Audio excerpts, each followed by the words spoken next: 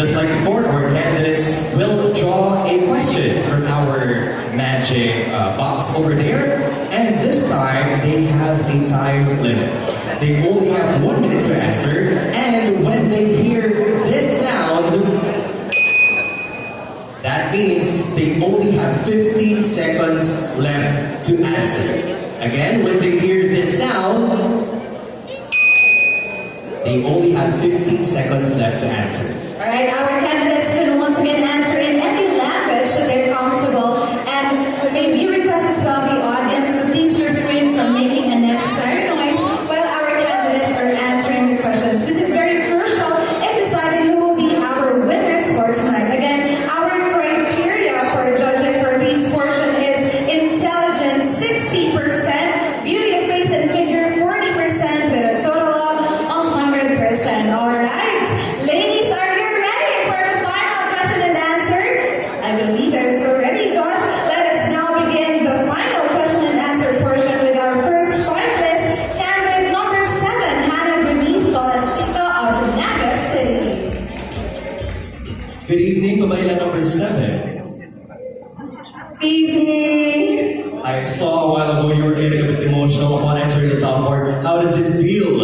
It feels surreal because if everyone knows, this is my second time joining the pageant in Cagsawa Festival. And me being part of the top 4 is already a big milestone for me because it means that I already have a place in the 4 spots. And it's really overwhelming because I was called last, but when the top 4 was announced, I was announced first. So it really made me emotional, and I almost actually had a panic attack earlier when I was called last in the top 10. Well, sabi nga ni Angela Boville, this time it will be sweeter. And hopefully it will be more with your question. Please pick your question. This time, sweeter.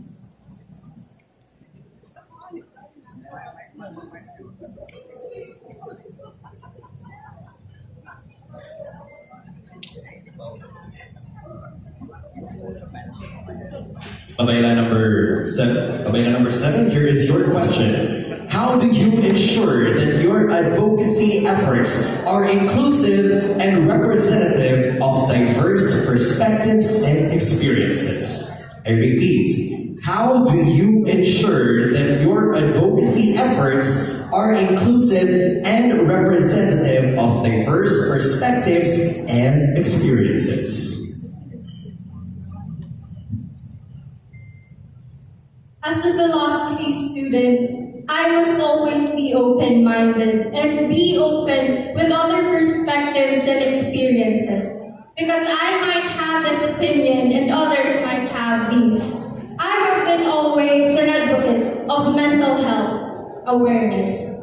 Because I have been through that and I have seen how taboo this topic is. I really assure you that my efforts in spreading my advocacy is diverse. Because I always see to it that no matter what race, no matter what gender, I am open to help everybody. Thank you. What a great start! That is our first finalist, candidate number 7, Hannah Beneath Colasita of Naga City. Let's now call in our next finalist. Shakina of Hi, good evening. You look so pretty, even during the technical rehearsal a while ago. Well, I want to ask, how do you feel at the moment? Well, I feel happy and I feel very excited as to what unfolds tonight, and I would like to thank everyone who is here watching. My family, my friends, and my supporters, thank you so much. Even though I may have a little bit of setback a while ago because of the dryness of my throat, but still I was able to pull off up until now that I am included in the top 4, and thank you so much. Oh, the show must go on. Let's not have our final question. You may now pick it here.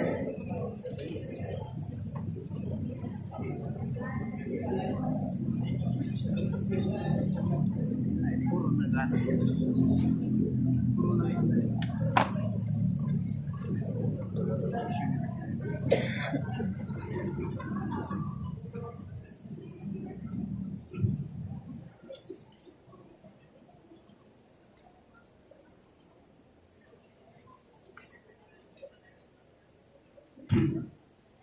Babaylan candidate number 9, here is your final question. If you could change one decision from your past, what would it be and why? Again, if you could change one decision from your past, what would it be and why?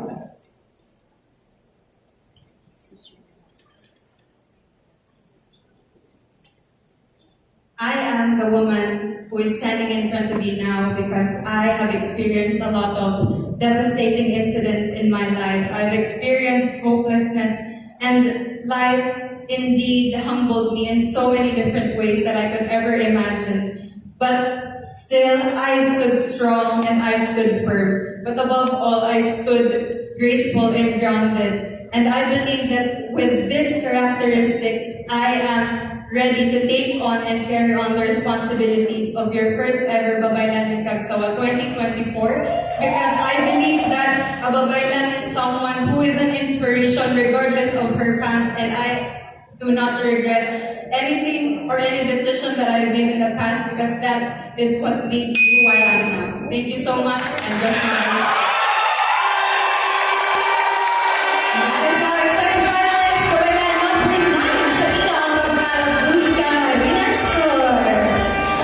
Now let's call on in front our next finalist, candidate number 13, Nikita Lariosa of Santo Domingo, Albay. Good evening, Nikita.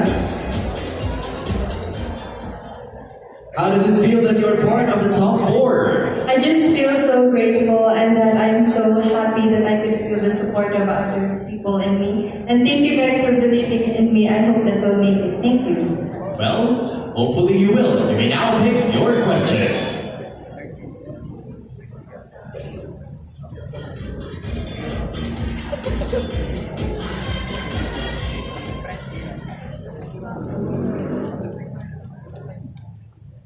Babaylan number 13, this is your question. Reflect on a time when you felt lost or directionless. How did you find your way back on track? I repeat, reflect on a time when you felt lost or directionless. How did you find your way back on track?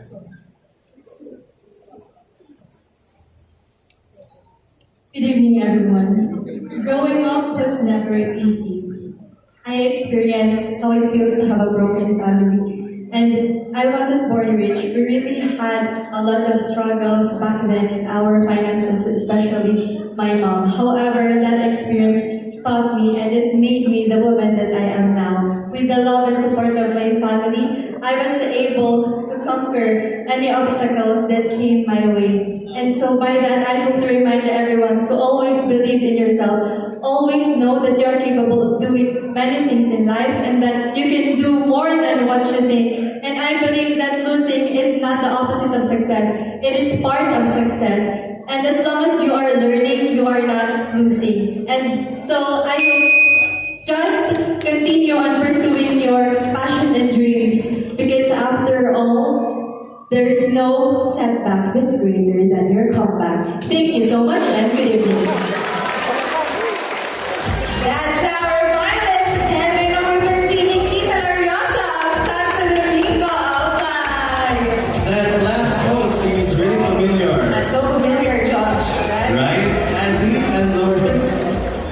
Anyway, now we have a Babaylan number 11. Hi, good evening, Josiah from TV Albay. So I would like to give you this opportunity to thank all the people who helped you throughout this journey. I would like to take this opportunity to thank my glam team, Miss Nina Bumbita Basmayor and Herald Angels, of course. And I would like to thank my family who traveled 2 hours for them to watch me and see what I've got in this stage. Thank you so much. I hope I make you all proud. They're definitely proud of you, I'm sure of that. Now, let us have your final question. You may now pick it here.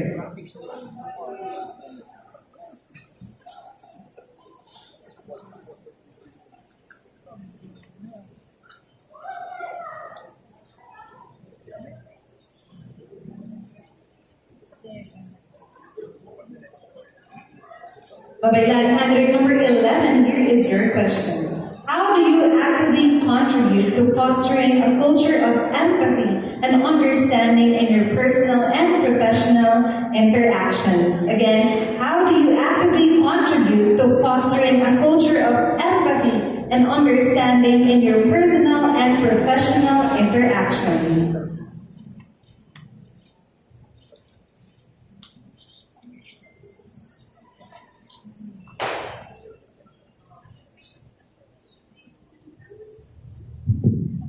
Thank you so much. I am an advocate of equal access to quality and equity education. And I believe that fostering the culture of empathy is something that I would want to instill in every people that is watching right now. Because we could not live in the society that we've been longing for if we don't empathize to each and everyone in our world. And we should be an advocate of empathy also, because this is what our world should learn and should have right now. Thank you. Thank you so much, Babaylan. Number 11, Cagsawa, May Valdesco.